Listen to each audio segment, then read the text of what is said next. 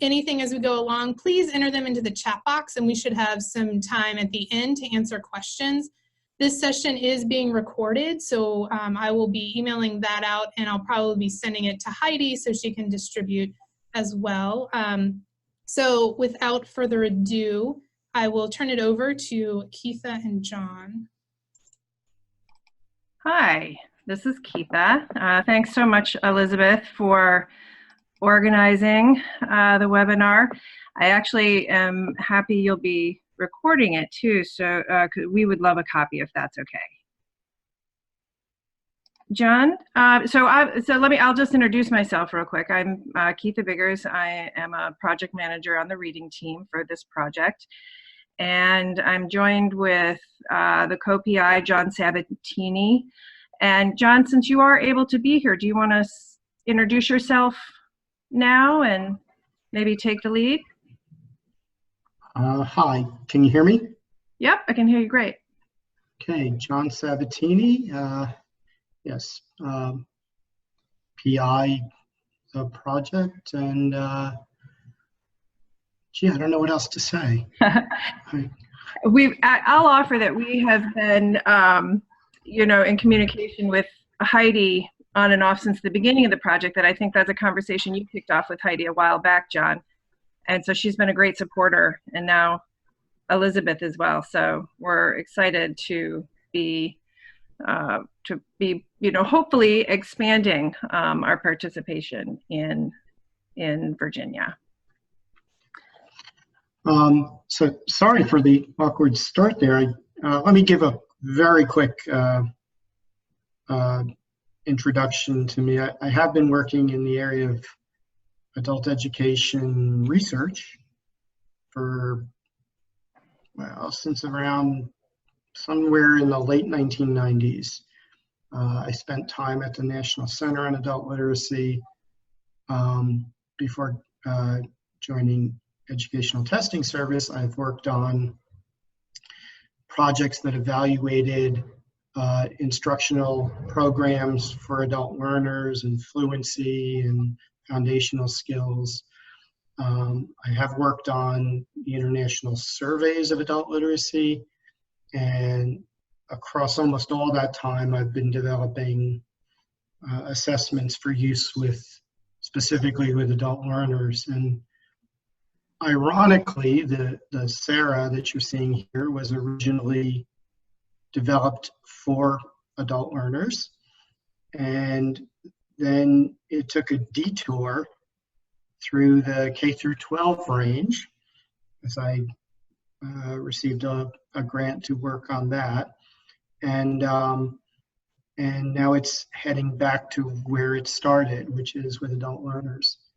And with that, and a little other piece of, I guess, news for you, you're the first ones to know that I have moved on to the University of Memphis from Educational Testing Service. This is my new home. I'm actually in it, and but I'm continuing to work with my ETS colleagues for many years on this project and others. So let's see if we can get the slides to move. There we go. So being adult literacy educators, you are probably familiar with the TABE and the CASAS. These are sort of outcome measures they can be used for placement, but they also are used to measure accountability. And they're fine. But what they don't tell you about is the foundational skills of adult learners. At least they traditionally have not. So they don't tell you about the kind of word recognition skills, and we're going to go through each of these things a little bit more in the coming webinar. They don't tell you about the kind of word recognition and decoding skills you need to use as an adult.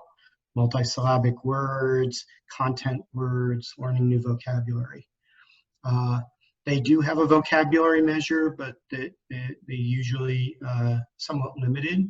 I don't think they tell you about morphology, the word parts, and how well adults are handling learning those.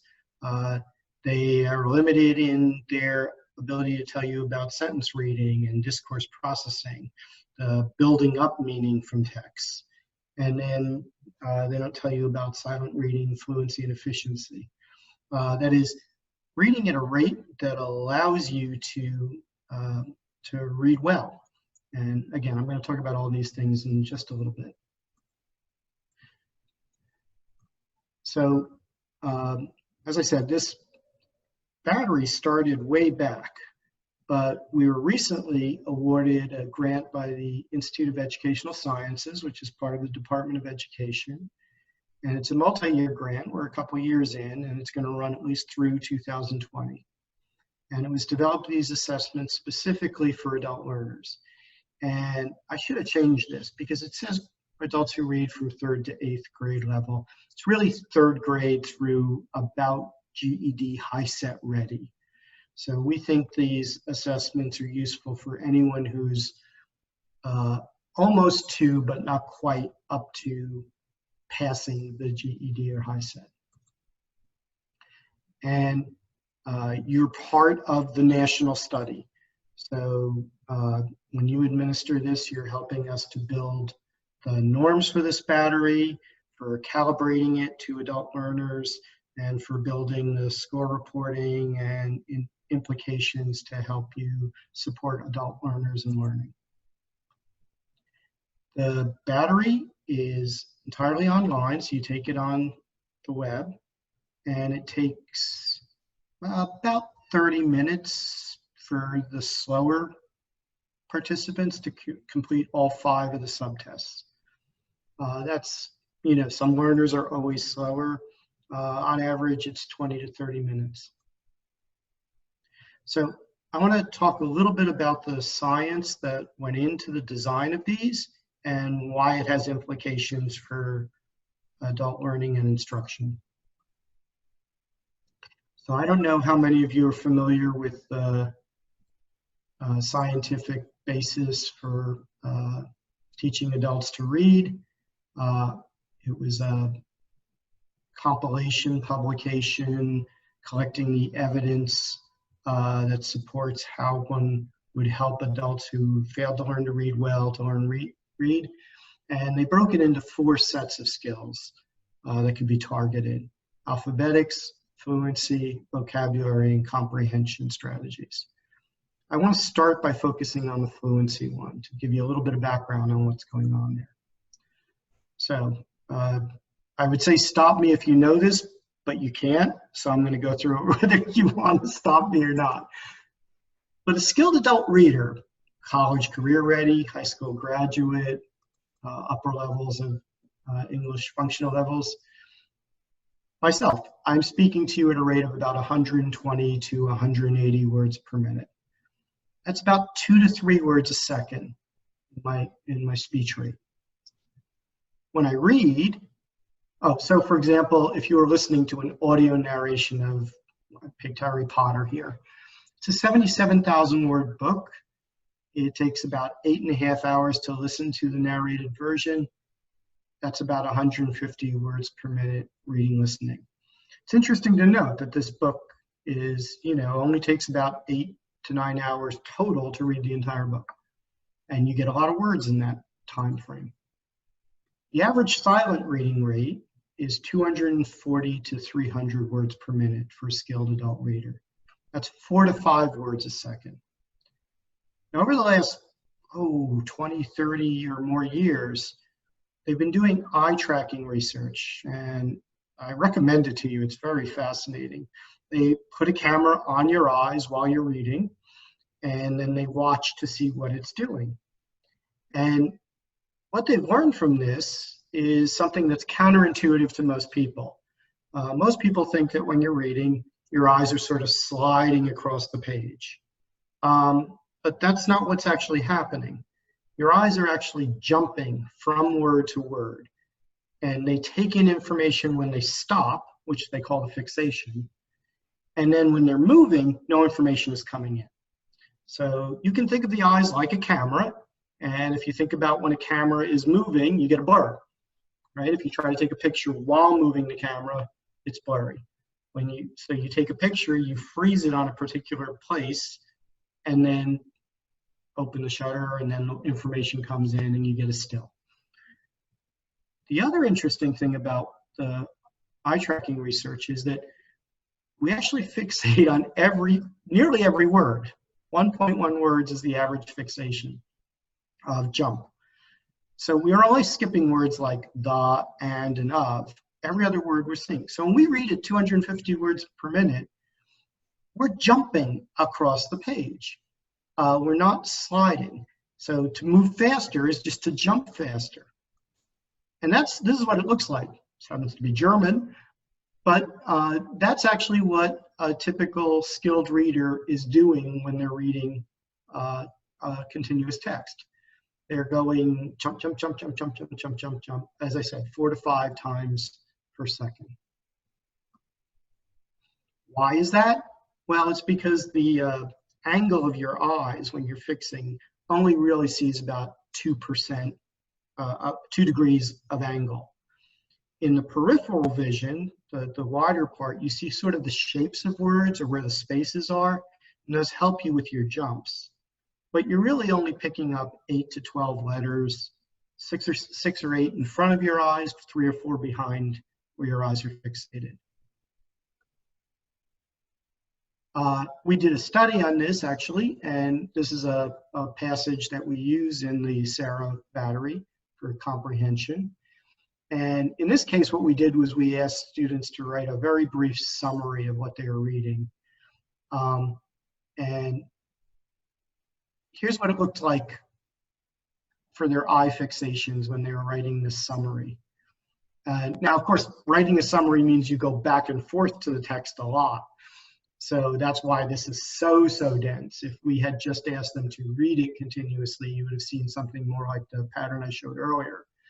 But in this case, they actually put in the effort to write a summary, and so they were going back and forth over it to write it. Okay, so why have I been going over this? Because silent reading fluency, the ability to read like this, is important as a goal. Many adults with low foundational skills are not reading at a rate that they need, that we would expect of a skilled reader. And so one of the goals you're going to want is for them to read at least as fast as they speak. Why? Because reading basically builds on your language system. And the language system operates at the speed you speak and listen. So you're understanding me, I'm speaking at 150 words per minute. Your entire brain language system is calibrated to understanding at that rate. When you start going slower than that rate, it actually can hurt your comprehension. Why? Well, working memory, the storage of information that you operate on as you're reading or listening, fades within a couple seconds. So if you're going very slowly, then you're actually forgetting the information before you can integrate it into meaning. And it's worse than that, because the reason you're going slowly is you're having trouble with recognizing words and doing other things. So you actually have these other things interfering with your reading. I also want to point out that even though you're reading silently, you're actually imposing on the text phrasing, intonation, and expression. And those matter to help you understand. So hopefully I'm giving you a little bit of phrasing and intonation and expression to help you understand. When you're reading, all that's missing. When you're reading silently, it's missing from the print itself. You can't see intonation in the print. You can see punctuation. But as you read it to yourself, it's like you're reading out loud in your head, and so you impose that. So it's important as a goal for a reader who's too slow to develop this kind of fluency as they read silently. And again, part of the thing we'll show you in this test is that a lot of adults who are struggling are not getting there. I want to step back now to the alphabetics part and talk about 2 elements of that. One is phonological recoding, which is basically decoding, turning printed text into the sound. And silent speech, which I just started to allude to, the idea that you're actually using your same language systems that you use for speaking and listening when you're reading. So, phonological recoding. Every time you read a word, language, your phonology, the sound of the word, the audio sound, is activated as if one is listening.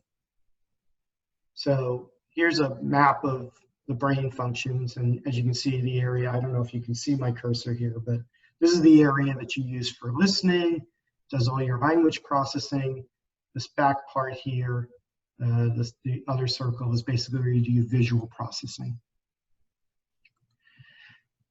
So you may think that when you're reading, the visual is going straight to the meaning, but that's not actually the way it works. The visual goes straight to the sound of the word. So the internal code that you activate if you listened is the same code you activate when you see a word. And then that goes to the meaning. And that is like 90% of the words you see. It's one of the reasons you can't read and talk at the same time easily, except when you're reading what you're seeing, reading aloud, because you're using the same pathway.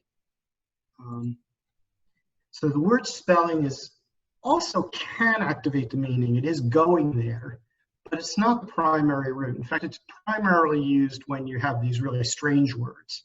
If you were to sound them out, they'd actually just go wrong. So it's actually more likely that the direct route is used for unusual or irregular words. But even there, most of the words are also sounded out.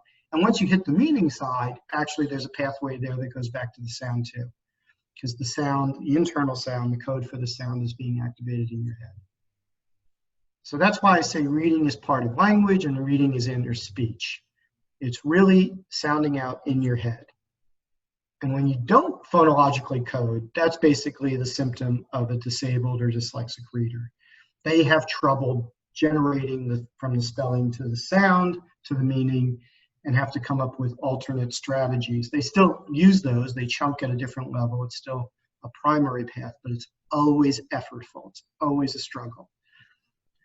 The characteristic of you and I and skilled readers is we never think about this. We are not aware of it. It is an unconscious activity. We see meaning. We see words. We see, we don't even see words half the time. We see the meaning. We hear the meaning. The reason I went through this is to tell you, do not be fooled by that unconscious activity that we all do, because remember the slide showing you that basically you're recognizing 4 or 5 words per second. Your brain is computing little jumps across the page in 100 milliseconds, picking up information that distinguishes 20, 30, 40,000 words in milliseconds.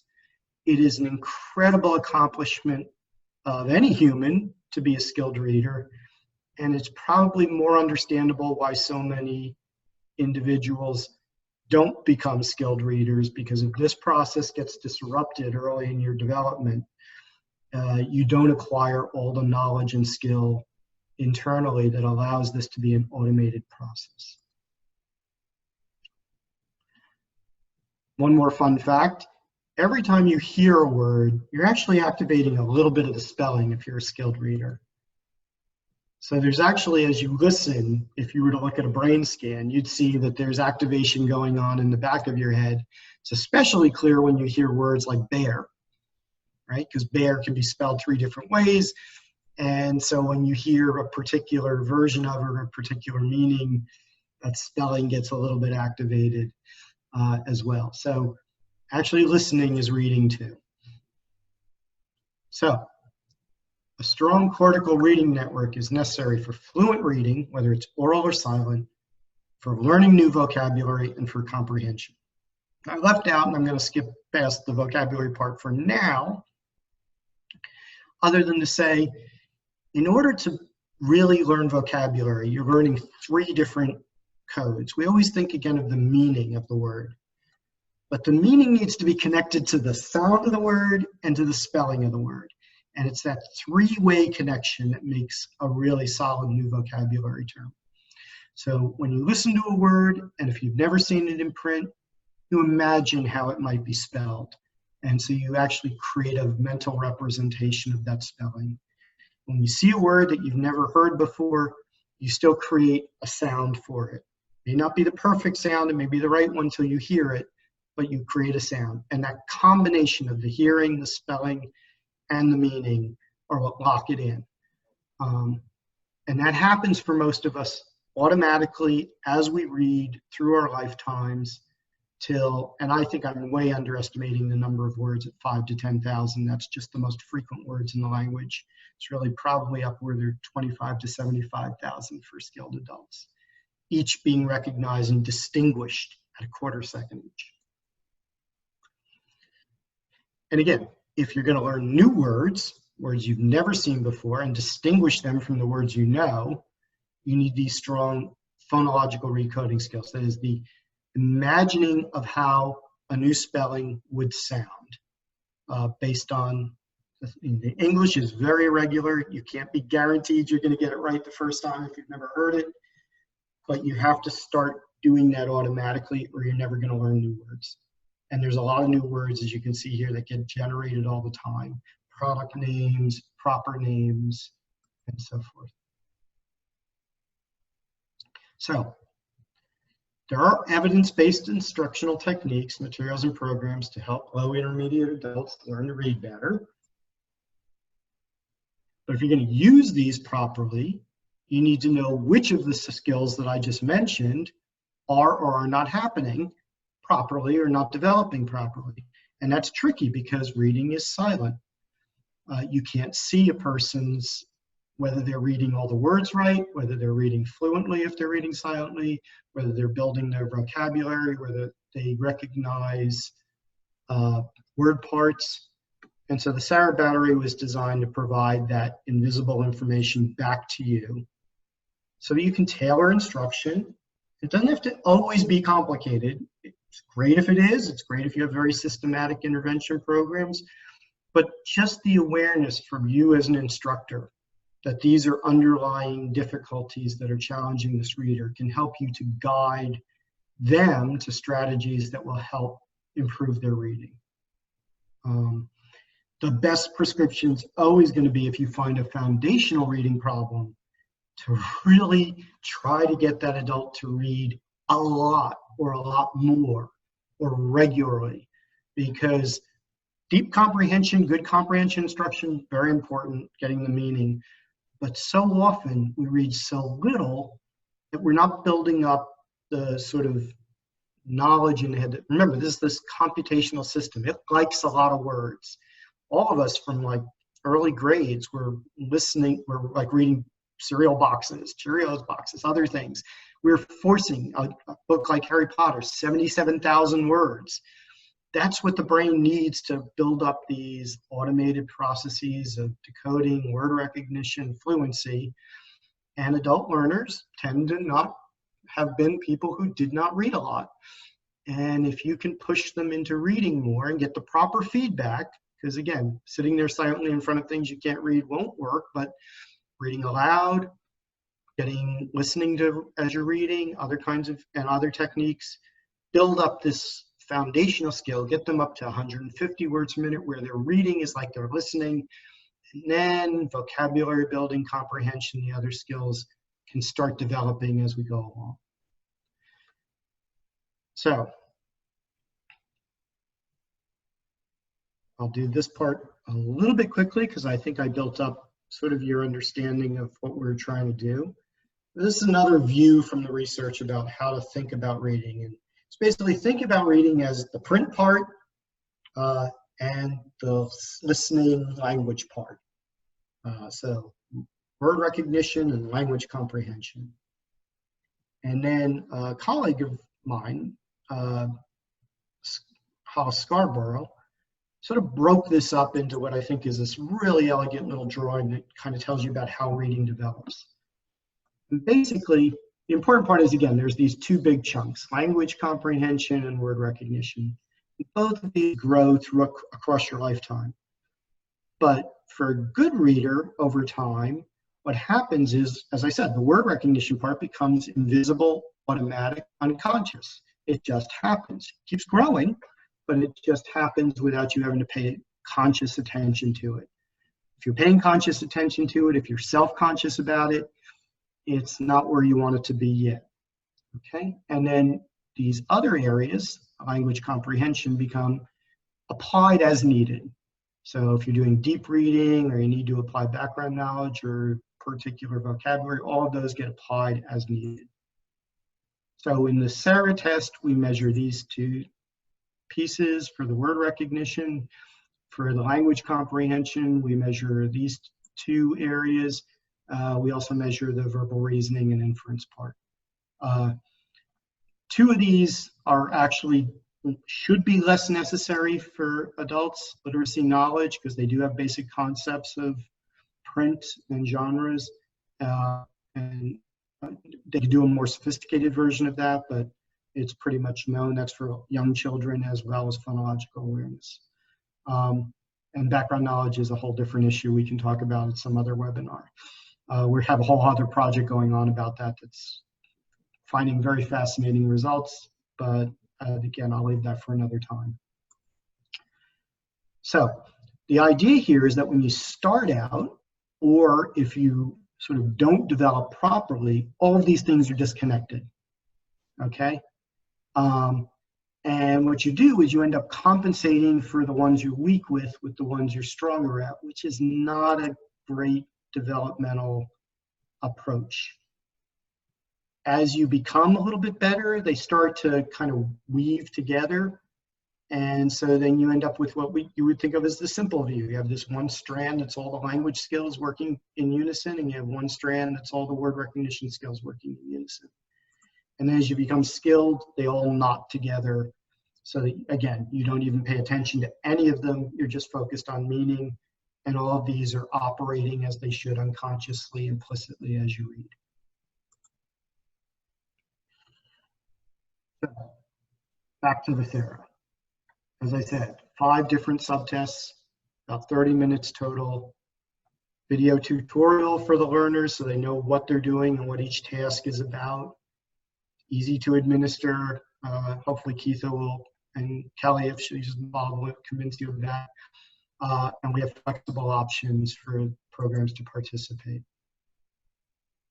So there's, as I said, 3 sets of subtests focus on the word level, the print level.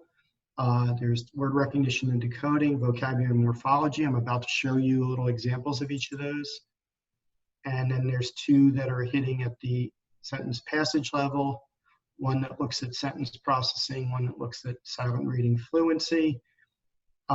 We also have a reading comprehension subtest.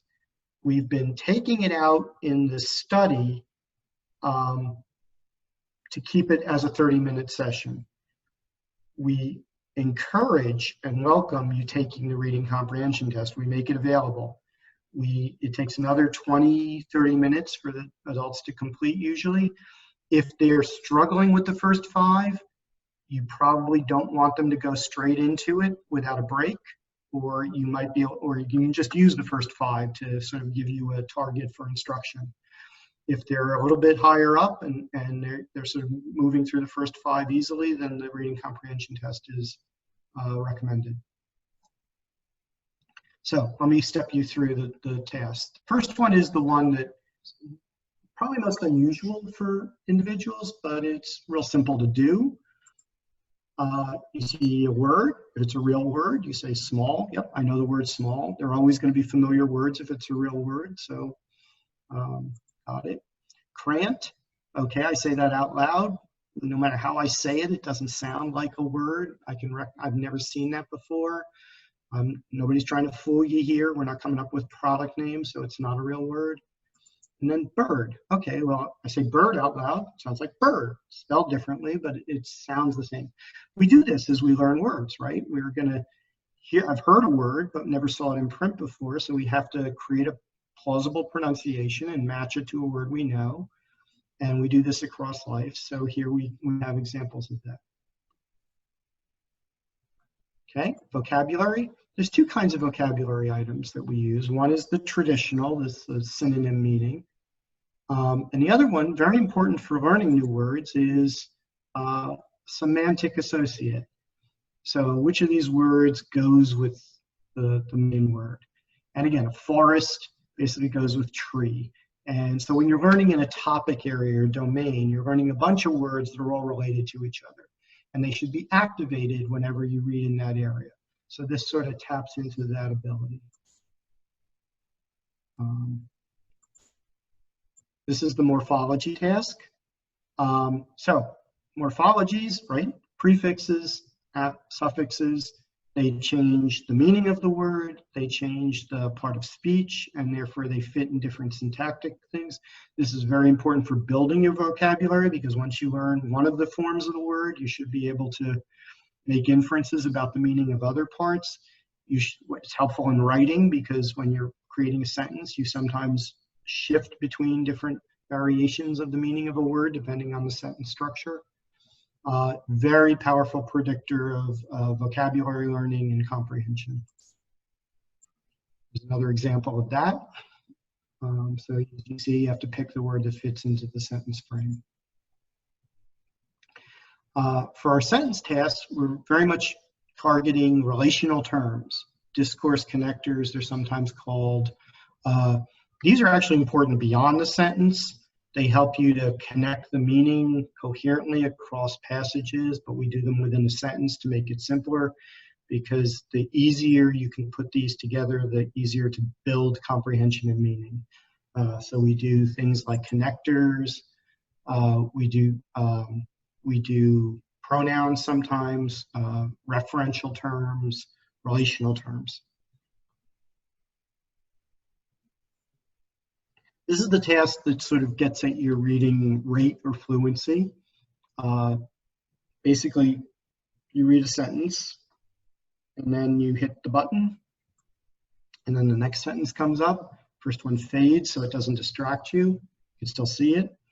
And then you read the next one, and then there's a choice. The choice is usually actually quite easy if you're following along with the meaning. So you pick the right choice. Hopefully it does not disrupt your flow. And then you go to the next sentence and you keep flowing through this. And you have a time limit on this. So the idea is that you're reading at a normal rate, but that normal rate, if it's 150 to 200 words per minute, will get you through the entire thing correctly. And we'll have a sense of whether you're building up your speed and stamina. And again, that's one of the issues of the speed. It's not so that you read fast, right? And so I'm trying to reinforce that.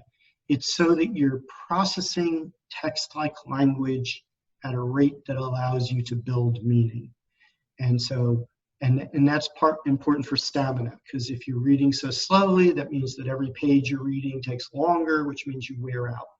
So if you can read at a good rate, you won't wear out. It's just like running distances. You're practicing to build up your stamina for reading.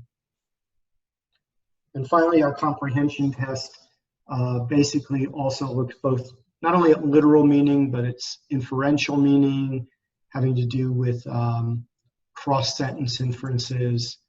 For example, in this one, it's kind of subtle that it takes almost all three sentences to figure out exactly which one of these is the right idea for this passage.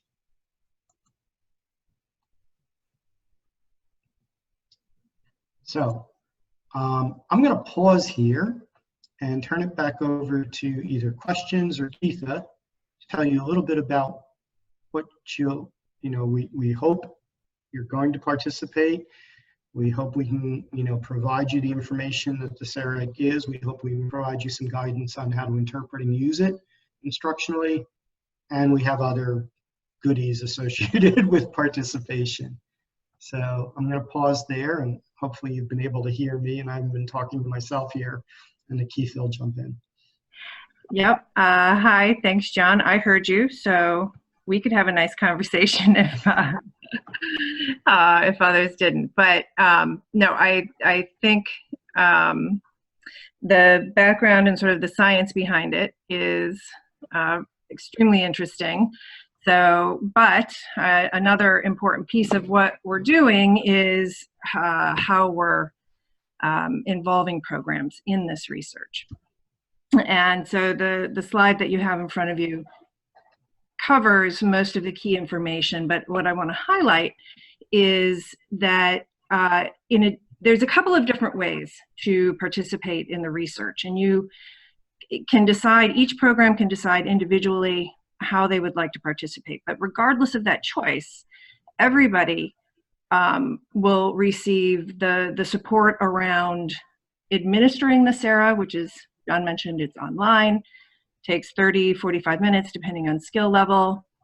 And we provide a learner tutorial video to prepare students on what they will see. In addition to when they're actually taking the SARA, they can also, they receive lots of instruction and directions and opportunities to practice in each of the different items or question types that John reviewed. So they receive so we offer the video ahead of time. It's not a requirement for participating in the study, but it is recommended because any of your students that might be uneasy with technology or this kind of testing in general, that sort of takes care of all of that. It's a quick video, 10, 15 minutes, depending on how much time you spend with it. Everybody receives an administration guide, lots of support from the team in terms of technical assistance. Although I'll be honest, it's a pretty easy to administer test, so we don't get a ton of questions, but we're here for you. Because it is research, will provide you with anonymized IDs for each of the individuals. Students can volunteer or not to participate. And then, of course, programs, any teachers or programs that are using SARA can maintain that access to it for their students through the end of the project, which is 2020. So through the calendar year next year. Also, regardless of your choice of participation, all the volunteers, all the students, learner volunteers will receive a thank you gift from us, which is either a $10 Amazon gift card or a voucher for a free HiSET subtest. And I don't know if that's relevant for you in Virginia, but that is an option. So the choice. So programs can participate in a couple of ways. What the vast majority of the programs who are participating do is choose this first one, that they actually get the score reports detailing the students' skills in each of the areas. So each score report contains a set of 5 scores, one for each subtest for every student. Again, associated with the ID. So that'll be something we can talk, or we can learn more about in the administration guide. Or if you're happy with the assessments that you're currently using, but you'd like to support the research, then we would offer a payment to the program, directly to the program, and it would be sort of proportional to the number of students who actually take the test. I won't go into detail on it now, but there's a graduated amount. So the more students who participate, the more data that we receive, then the higher the payment. And then we are always working on teacher tips, other kinds of professional development. We've spent a lot of time vetting what's out there so we can sort of narrow down. I will say that I've been on the Virginia Adult Education website, and you've got some great resources at your fingertips. And I did notice that some of the resources are the same.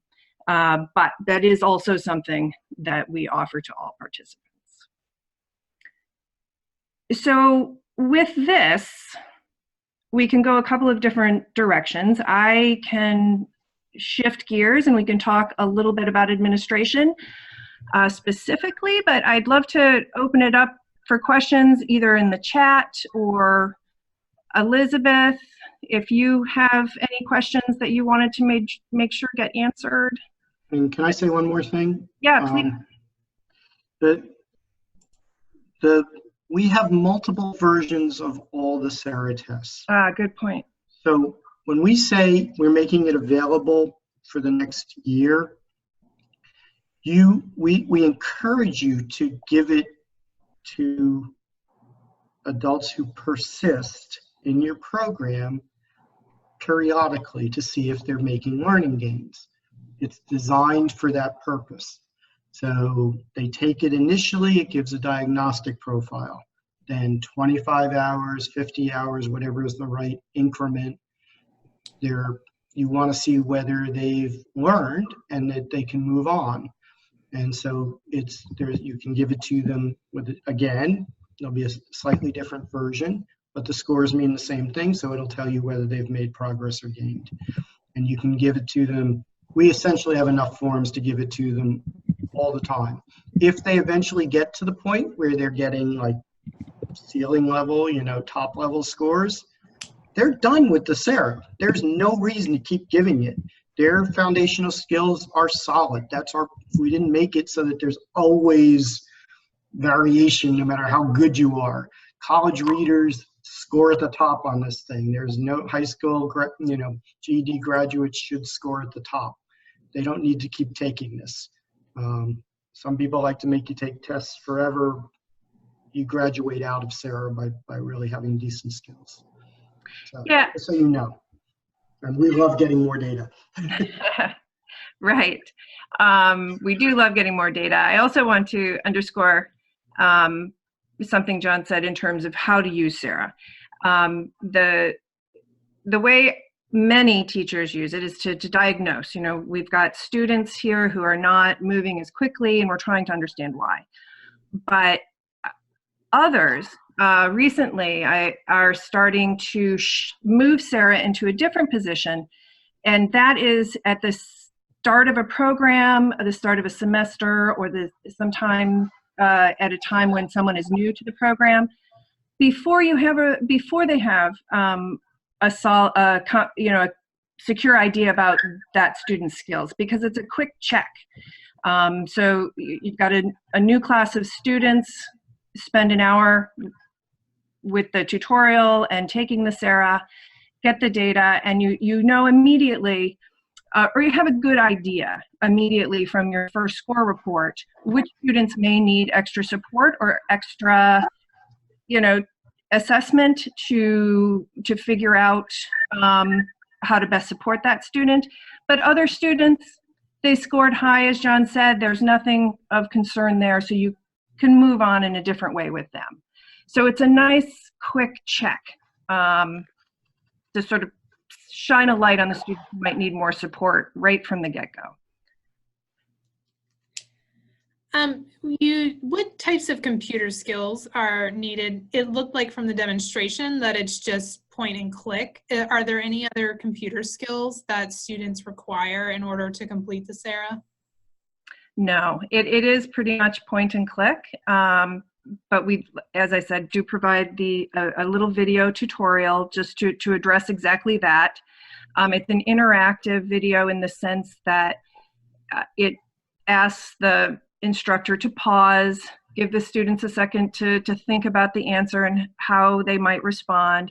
And so it's meant to be a whole group conversation and to address some of those exact issues. And truthfully, we have it available in PowerPoint as well, so that it can be done as a individual self-directed tutorial that's also interactive. But it's too big to send, so we'd have to give you instructions on how to download that from a secure server. And okay.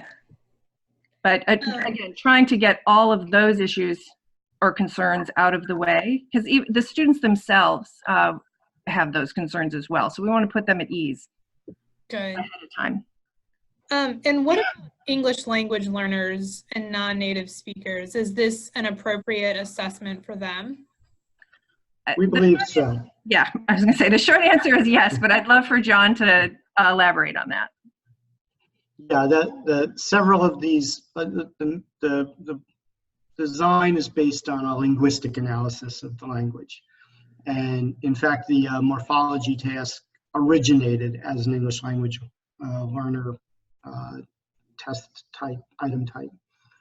So we're actually, we're very interested because it is research, and we want to build norms to understand if or when there's ever any differences for English language learners, but I have no doubt that it's appropriate for their learning to read in English. We're also making a version, we're about to pilot a version where they can listen to it. So it becomes a listening and a reading test. Because the major difference we would expect is a native speaker sort of failed to learn these through their instructional, educational, and just life experience here in an English setting. Clearly, an English language learner may never have been exposed to these. And just like when any of us learn a new language, we're building these resources from scratch. They still need to be built, whether you're learning the language for the first time or whether you've developed, been a native of it.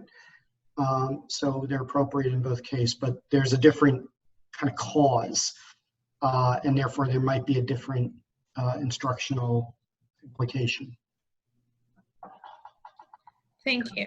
And I just have one last question. I don't see any other questions. Heidi did ask in the chat box about what most programs pick. I'm sure everyone saw that, and Keith have responded that most are picking the core reports.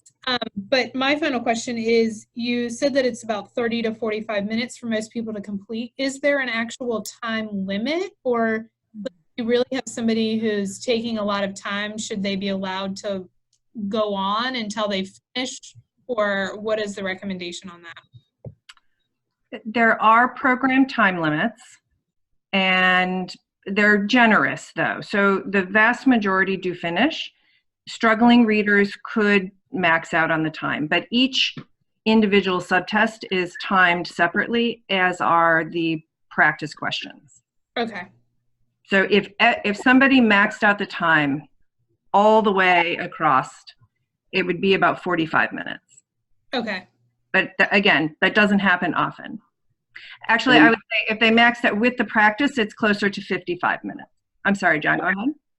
Yeah, so we historically, and when we have it sort of operational, we can turn on or off the time limits. Right now, because of the research study, we probably want to leave them on. If they time out, most of the time we have still gotten enough information from their taking of the subtest to give them a score anyway. So it's not like it's adaptive in that sense, that the items they did complete help us to generate a score. It is designed though for people to move through it quickly. So again, going back to my sort of whole storyline about fluency, it's not good that they're moving that slowly unless they actually have a diagnosed disability that's causing them to move slowly. So it's one of the things that you should be working with the student on is don't sit there forever looking at this item, because that's not really helpful. You're supposed to build up your fluency doing this. So it's not a power test. Can you get it right if you spend enough time? It's really a combination test. The more you know, the easier it is, the quicker you should move through it. Right, great. And again, it's really just a small percentage who have not been able to answer enough questions because they've timed out. And even when that happens, it's only in one subtest typically. I mean, I can count on one hand the number of times that's happened. So great. Any other questions on any of the research or what participation looks like at sort of the high level? Okay, great. Well, so we've got a little less than 10 minutes left. And so I'm wondering if it might be better to offer up, John, you still have control. Could you just maybe go ahead to the contact slide, or give control or give up control? I was just going to share my information, but let me get there so that if, let me just, there we go. I'm sorry, I'm getting ready to share my screen so that you can see my contact information easily.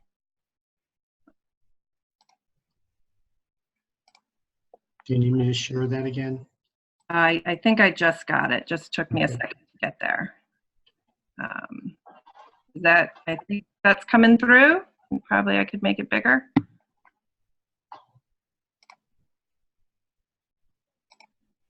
There.